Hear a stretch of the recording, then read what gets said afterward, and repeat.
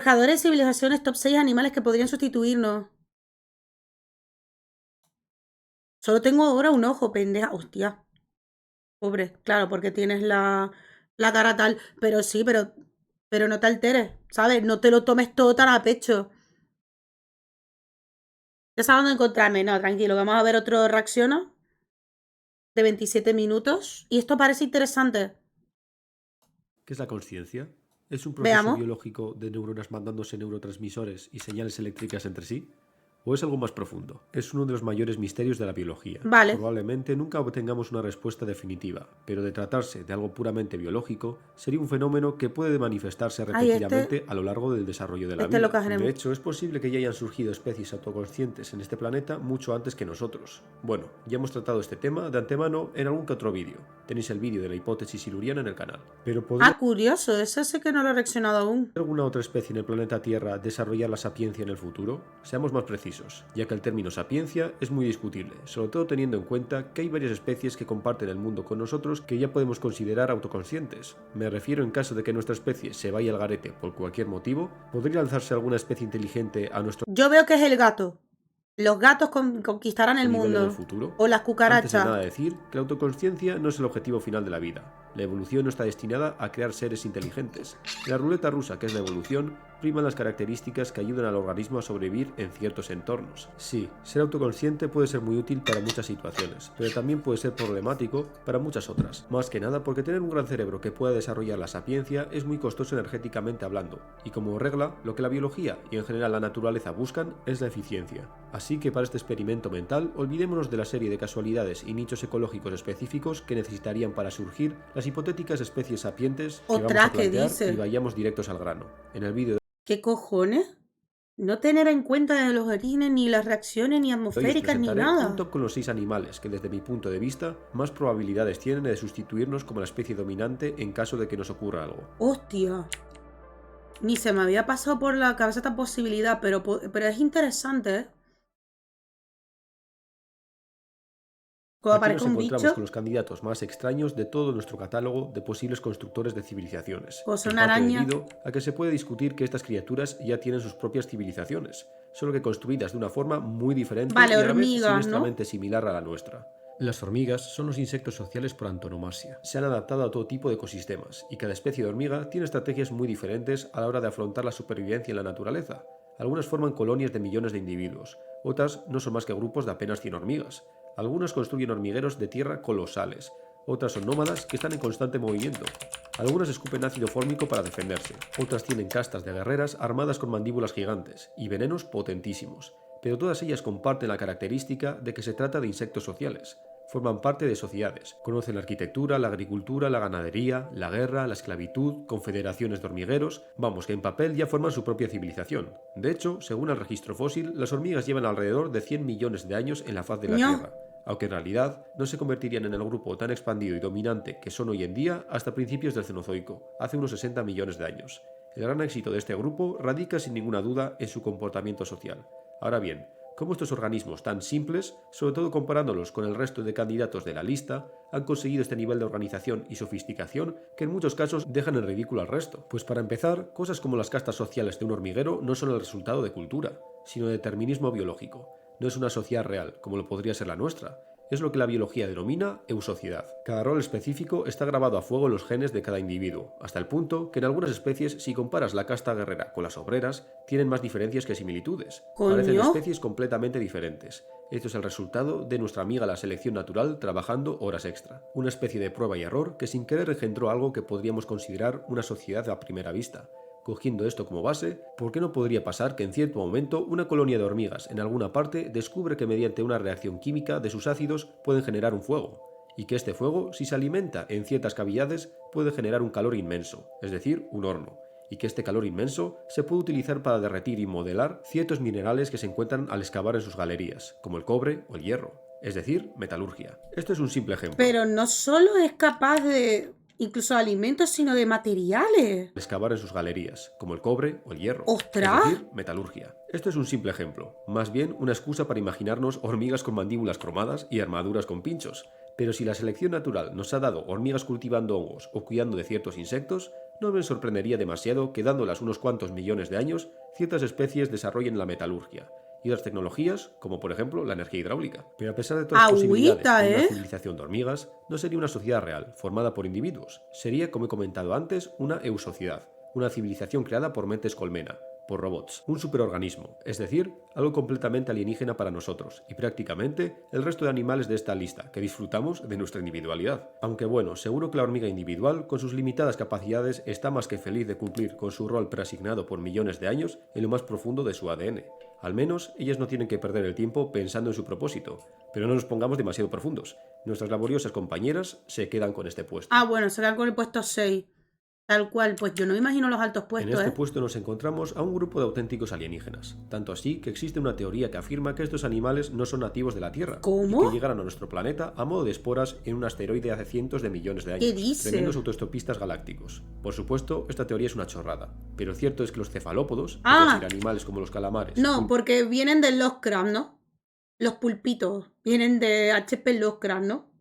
Por eso no son de la Tierra, son astronómicos, son altamente inimaginables en lo que es nuestra percepción de la realidad, y ¿no? sepias son increíbles y un linaje de animales muy antiguo. Podría ser, Los ¿qué podría primeros ser? fósiles de estos animales se remontan hace unos apabullantes 500 millones de años. Pero dejemos de lado la antigüedad de estos animales, para centrarnos en uno de los aspectos más interesantes de estos, su inteligencia.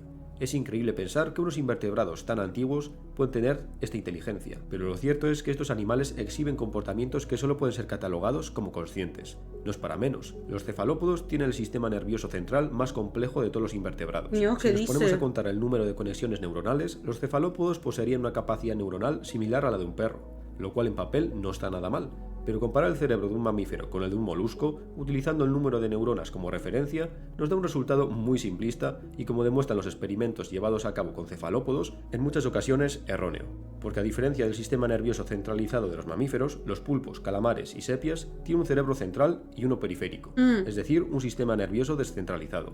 Este cerebro periférico está repartido por las extremidades de los animales, Ah, lo que claro. permite a nuestros amigos con ventosas estar pensando, por así decirlo, en varias cosas a la vez.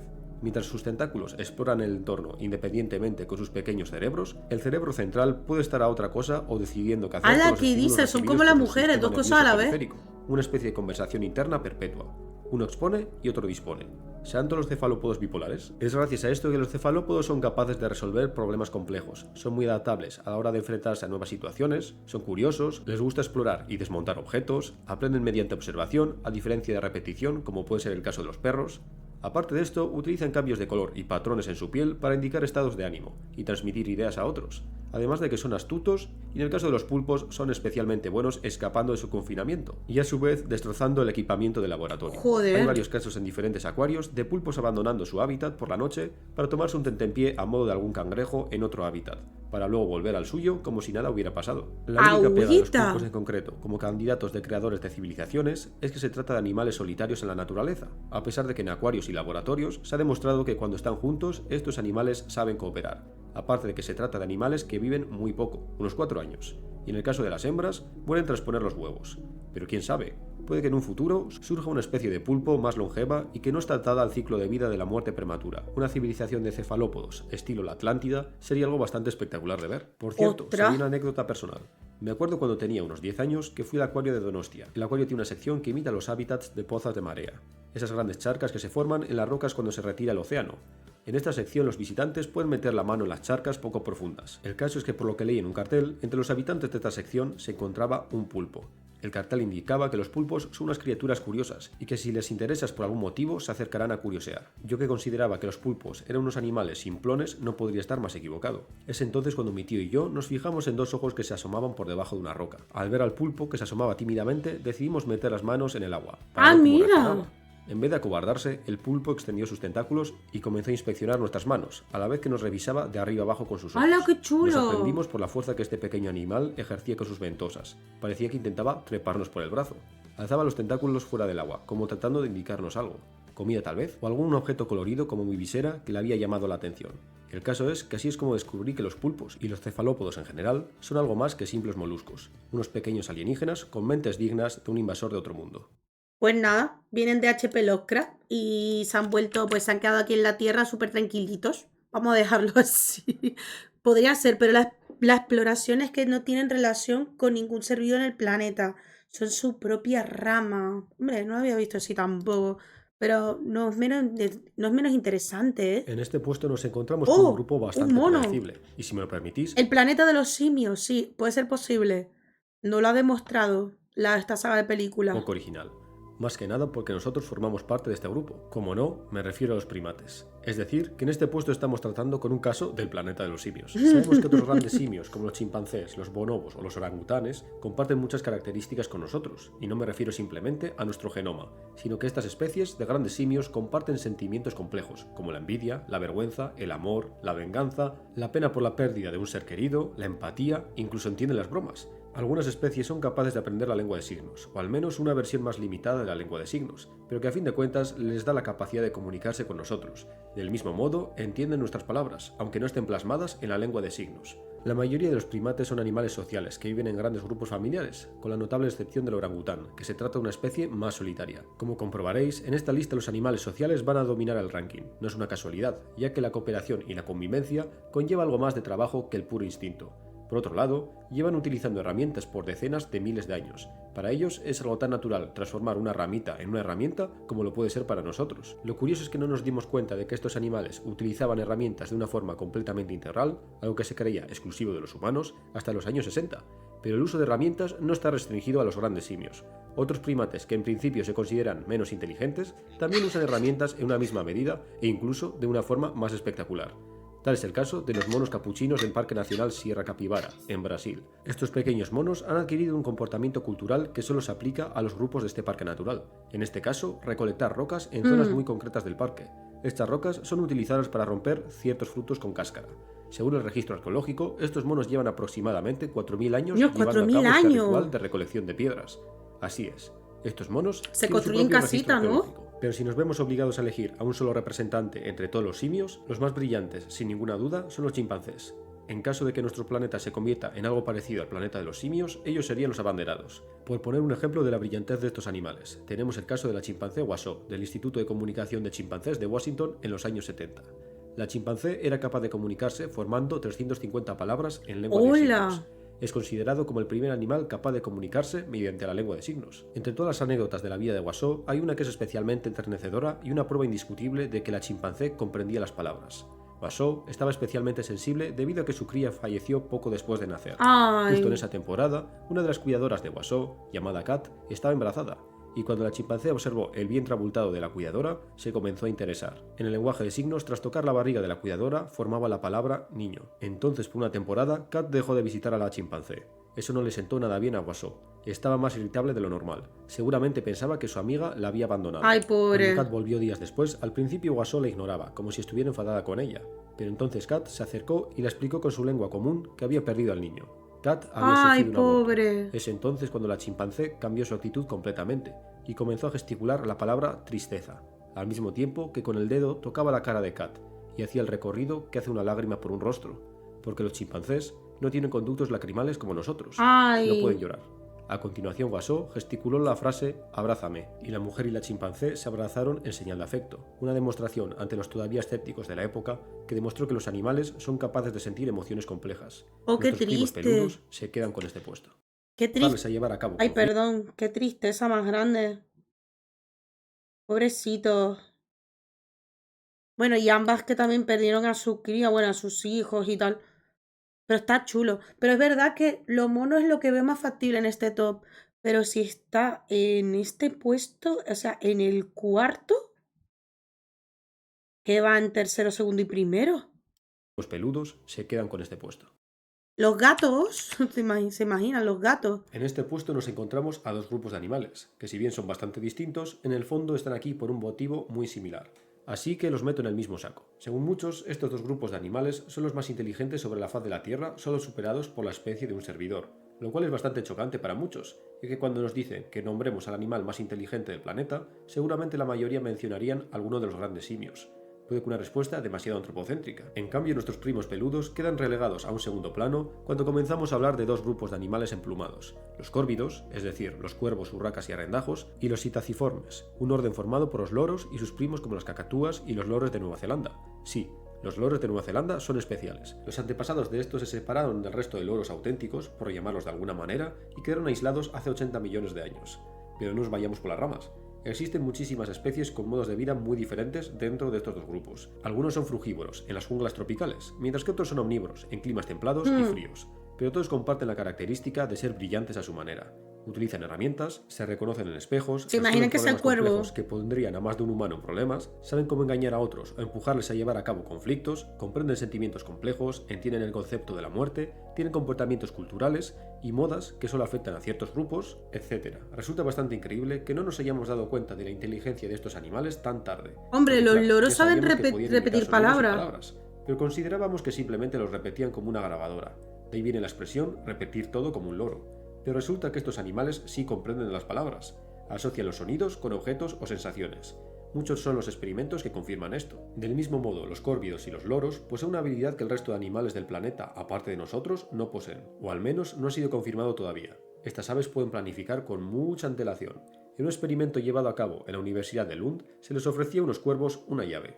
Esta llave ya era conocida por los cuervos. Sabían que esta llave, en concreto, servía para abrir compartimentos con comida o juguetes. Pero los cuervos no obtenían la caja que abría esta llave, simplemente les daban la llave sin más explicación.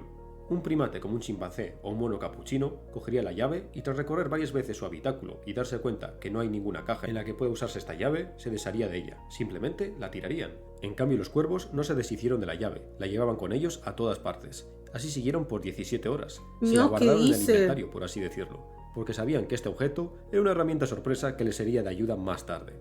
Al final, no os preocupéis porque consiguieron su premio. ¿Qué Todo esto dice? con un cerebro muy pequeño en comparación con su masa corporal. Otro ejemplo más de lo errada que es la comparación del tamaño del cerebro con la masa del animal a la hora de estimar la inteligencia. Todos estos animales son geniales, pero si tenemos que aventurarnos a elegir los mejores candidatos a la hora de construir una civilización futura, me quedo con los dos pesos pesados. Por un lado, el cuervo de Nueva Caledonia, y por Mira. otro lado, el loro gris africano. Dos Ah, auténticos genios que están acostumbrados. este loro lo tuvimos en casa. Este loro lo tuvimos en casa. Se nos fue a la edad de 18 años. Se nos fue por viejito. Lo tuvimos, ¿eh? Acostumbrados a sorprender a Está la comunidad bonito. científica. El cuervo de Nueva Caledonia es nativo, sorpresa sorpresa, de la isla de Nueva Caledonia. Es bien conocido por aprovecharse de nuestro modo Sí, de tú lo llegaste a ver, Sachmu, pero fue años. Fue de ese tiempo, pero fue este loro. Justo este loro fue. auténticos genios que están acostumbrados a sorprender Nos a lo la dieron en el comunidad Loro científica.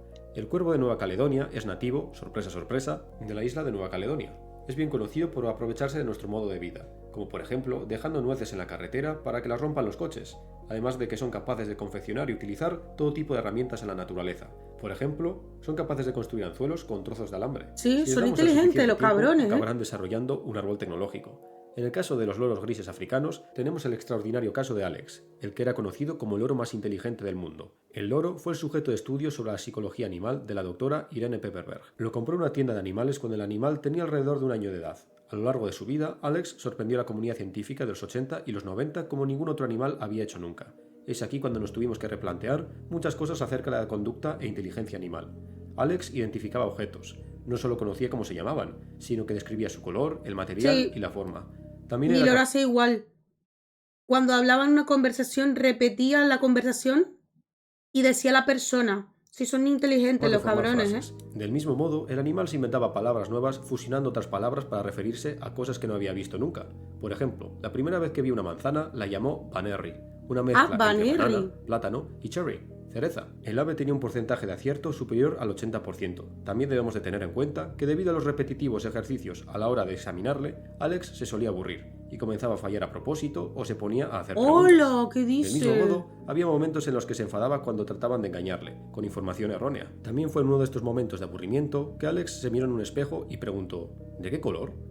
Este se considera el único caso registrado de un animal haciéndose una pregunta existencial. La doctora Pepperberg le repitió la palabra gris, mientras Alex escuchaba con atención. Entonces Alex comprendió y repitió: gris. La doctora y el loro compartieron juntos 31 años de su vida. Dios, Pero 31 lamentablemente, años. Alex tuvo una muerte prematura para la larga esperanza de vida de los loros grises africanos, en el año 2007. Normalmente este tipo de loros pueden aguantar 40 y pico años o 50. Creo que podían llegar, ¿vale? Si no lo miren un momento en Google. Pero a mí se me murió muy temprano, a los 18. Debido a un ataque al corazón, resultado de una extraña enfermedad arterial. La noche A los antes de su 80, muerte, ¿no? Sí, es que tiene una vida muy longeva. Pero es que el mío se murió muy pronto. Y no sabemos qué pasó. Le dio como un infarto al corazón también y se cayó. O sea, hay un hinchazón en la barriga. Así, de la nada. la doctora y él llevaron a cabo su rutina de buenas noches. La doctora indicaba a Alex que era hora de volver a su jaula. Alex entró en la jaula, se la quedó mirando y pronunció la frase: Eres buena. Te quiero. Te veré Oh, mañana. Los increíbles córvidos y loros se quedan en este puesto. joder. Y eso es el tercer puesto, ¿eh? El segundo y Los el animales que primero. nos encontramos aquí tienen todas las Tiburón, características que hemos enumerado en los puestos anteriores y más delfines. a la hora de seleccionarlos como especie candidata capaz de sustituirnos como especie dominante en un futuro. No es para menos, porque nos encontramos ante los superdotados de los océanos, los cetáceos. Son un grupo de animales Los muy delfines. especiales. Pasaron de tener un aspecto canino y seguir un modo de vida terrestre a los animales acuáticos de aspecto de pez que todos conocemos. Pero a pesar del aspecto de estos animales, no tienen memoria de pez, todo lo contrario. Los representantes de este grupo, las ballenas, delfines y marsopas, se encuentran entre los animales más inteligentes. El desarrollo de la alta inteligencia de estas criaturas puede trazarse al registro fósil. Hace 20 y 30 millones de años, el cerebro de los 30 millones cetáceos de años. primitivos comenzó a crecer.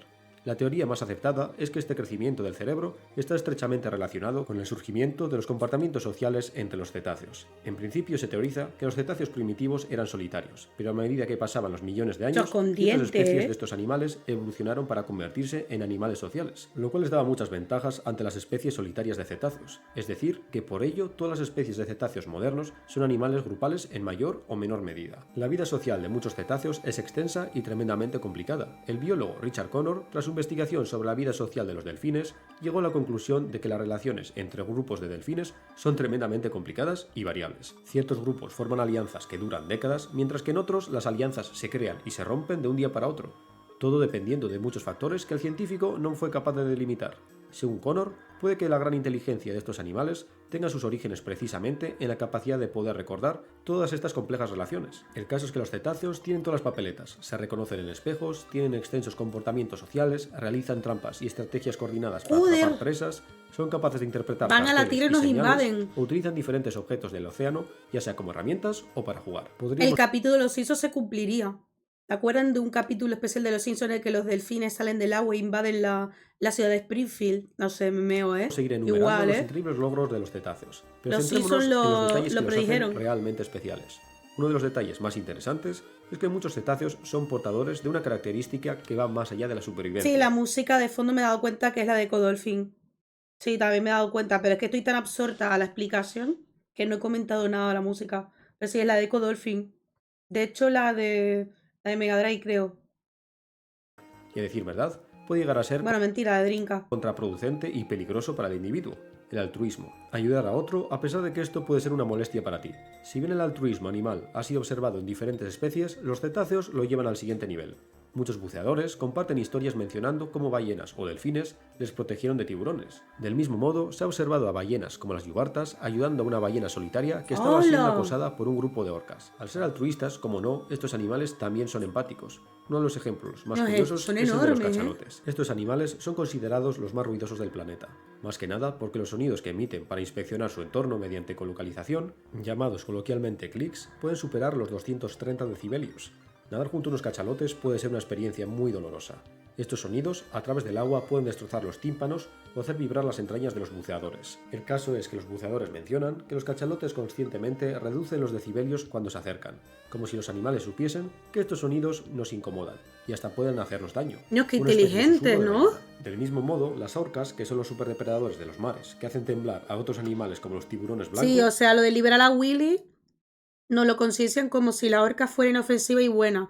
Vale, al ser criada de pequeña en parques temáticos sí, pero son cazadoras, ¿eh? Comen carne, son carnívoras. no atacan a humanos en la naturaleza, simplemente se acercan a los buceadores a curiosear. Puede que nos reconozcan como extraños seres conscientes, al igual que ellas, o puede que entre las orcas exista el relato oral de que es mejor no meterse con estos extraños seres terrestres, que somos peligrosos. Sí, como lo habéis oído, relato oral. porque los sonidos que emiten las ballenas y delfines no sirven simplemente para inspeccionar el entorno mediante ecolocalización, sino que todo apunta a una de las características más fascinantes de los cetáceos, que las ballenas y delfines tienen sus propios idiomas. Es un tema muy discutido en la comunidad científica. Hay muchos lingüistas que comentan que los sonidos de estos animales no cumplen todos los requisitos para ser considerados un lenguaje. Lo que pasa es que estos lingüistas cometen el error de ser demasiado antropocéntricos, ya que en muchos aspectos el habla, por así llamarlo, de los cetáceos es mucho más compleja que la nuestra. Del mismo modo, no existe una lengua universal para todos los individuos de una especie. Sí, la verdad Ballenas que de sí. diferentes regiones, a pesar de formar parte de la misma especie, emiten sonidos diferentes, es decir, tienen diferentes idiomas o dialectos. No sé, a lo mejor conviven como la Torre de Babel y se entienden a pesar de tener unos ecos totalmente distintos, ¿no? Unos que es música, hacen clic, clic, clic, y el otro pu, pu, plu, clic, clic, plu, plu, plu, plu, y yo qué sé, se comunican así, ¿no? Como una especie de Torre de Babel que son capaces de entenderse. Supongo, me lo imagino. Esto tiene relación con el concepto de cultura propia. La cultura se transmite entre diferentes grupos de cetáceos. Si un grupo averigua algo interesante o divertido, muy probablemente otro grupo adoptará esta característica cultural o moda. Ah, Un buen ejemplo curioso. reciente es el de las orcas ibéricas. Algunos de estos animales comenzaron a atacar pequeñas embarcaciones. Parece ser que este comportamiento se expandió, y desde el 2020 se han dado Ah, 774 claro. casos registrados desde las costas del norte de África hasta el Canal de la Mancha. Pero estas modas aparecen y desaparecen. Al igual que pasa con nosotros, las modas vuelven, como es el caso de las orcas del Pacífico Norte en la costa de Estados Unidos, que recientemente han vuelto a utilizar salmones como sombrero, un Ah, comportamiento que no se curioso. observaba desde la década de los 80. Parece ser que a estas orcas les gusta el estilo retro. Volviendo al idioma de los cetáceos, existen casos de ciertas ballenas cambiando completamente el tono y la frecuencia de sus sonidos cuando se encuentran con otra especie. ¿Puede que una ballena austral chapurre un poco de yuarta? ¿Puede que tenga una especie de lengua puente para comunicarse con otras especies? El caso es que estos políglotas oceánicos son uno de los mejores candidatos para crear una especie de civilización submarina. Detrás de esos ojos inexpresivos hay todo un universo. Joder. Joder. Nada, señores, los Simpson una vez más han predicho el futuro. Son capaces de los delfines o los ballenas o las orcas invadir la Tierra, ¿eh? Con sus aletas como piernas, ¿se imaginan? En este puesto nos encontramos con los sensibleros del equipo. Con sensibleros me refiero a que puede que estos animales sean ¿Jirafas? los más afectivos y con vínculos sociales más estrechos de ¿Leones? todos los de la lista. Me refiero a los gigantes de las sabanas No, africanas y las jirafa. junglas asiáticas, los elefantes. Ya Ah, desde la ok, antigüedad, los elefantes han sido considerados como ok. animales sabios y emocionales. El mismísimo Aristóteles No me lo esperaba. Dumbo puede conquistarnos, señores. mencionaba que el elefante era el animal que superaba a todos los demás en mente e ingenio. La fama de la prodigiosa memoria de los elefantes no es un mito. Ciertamente, estos animales, más concretamente las matriarcas, tienen un mapa mental de todas las rutas habidas y por haber que han seguido a lo largo de los años, porque sí, las manadas de elefantes están dirigidas por una matriarca, que vela por el bienestar del grupo, formado por crías, hembras y machos jóvenes. Las hembras son las encargadas de transmitir los conocimientos, habilidades, recursos y estrategias de supervivencia de generación en generación, de Agüita. manera que transmiten la cultura por aprendizaje social. Los machos adultos, tarde o temprano, abandonan el grupo y siguen una vida por lo general solitaria. Los lazos sociales dentro de los grupos de elefantes son extremadamente cercanos. Estos animales, a pesar de que físicamente tienen muy pocas similitudes con nosotros, muestran emociones e identifican las emociones de otros y son muy expresivos, en parte debido a su trompa, que utilizan prácticamente como nosotros utilizamos nuestros brazos. Perdón por interrumpir, pero mirad qué número más gracioso ha llegado. No lo creo. Madre mía. Qué número más gracioso de suscriptores actuales ha llegado. Nada, esto está subiendo como la pólvora. Esto es un caos, ¿eh? Es decir, que Pero aparte de nada, utilizar sus trompas para interactuar con objetos o con otros me parece elefantes, curioso. también lo utilizan para gesticular. De hecho, son de los El 111 total, ¿eh? Pero igualito. O sea, Pinkur es la número 1, pero por cuádruple, ¿eh? 1111, ¿eh? De locos, ¿eh? interactuar con objetos o con otros elefantes, también lo utilizan para gesticular. De hecho, son de los pocos animales que entienden el gesto de señalar un objeto que nos llama la atención o señalar una dirección para indicar a dónde nos dirigimos a la primera, porque básicamente ellos también utilizan las trompas para esto. A decir verdad, el cerebro de un elefante es muy similar al nuestro en estructura, tanto así que al verlo uno junto al otro, a más de uno le costaría Ay, diferenciarlos. mira un Un pequeño dumbito, pero sin orejas tan grandes. Qué ejemplo de monada. evolución convergente. Puede que por ello compartamos tantos gestos en común. Como no, debido a sus estrechos lazos sociales, los elefantes también son altruistas, al tratar de ayudar a otros de su especie o otros animales. Pero la característica más impresionante de los elefantes es que comprenden el concepto de muerte como ningún otro animal. Muchos animales hasta cierto punto comprenden la muerte y lo que significa que algún compañero haya muerto. Todos los animales de esta lista, con la excepción de las hormigas, comprenden la pérdida, pero el caso de los elefantes es especial. Tienen, podríamos decir, rituales funerarios, algo que se creía exclusivo de la especie humana. Se han observado muchas veces. Cada vez que un grupo de estos animales se encuentran con huesos de elefantes, los recogen y los juntan para a continuación acariciarlos con sus trompas y mantenerse en silencio observando los huesos, como una ¡Ojo! especie de funeral. ¡Hala, qué chulada!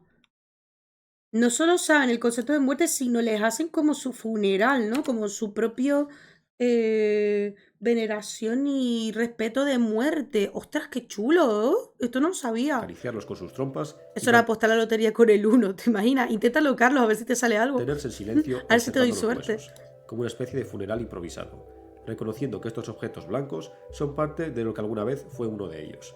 Del mismo modo, se han dado casos de elefantes que trataban de recuperar el cuerpo de elefantes abatidos por cazadores, como si intentasen dar una despedida digna a su compañero. Es debido a estos sucesos que observaron los exploradores europeos del siglo XIX que se concebió la errónea idea de que existían cementerios de elefantes. Uno de los casos mejor Claro, cementerios, claro, como agrupaban todos los huesitos, pues creen en eso, ¿no? Por lo que estoy viendo. Qué tierno me parece. documentados de los ritos funerarios de los elefantes es la experiencia de la etóloga Cynthia Moss, en Kenia. Cynthia lleva tiempo observando un grupo de elefantes en el Parque Natural de Amboseli. Un día, dos miembros del grupo fueron disparados por cazadores furtivos. Aunque uno de los ¡Hala! elefantes murió, el otro, llamado Tina, se mantuvo en pie, pero muy mal herida por la pérdida de sangre, hasta el punto de que sus rodillas comenzaban a ceder.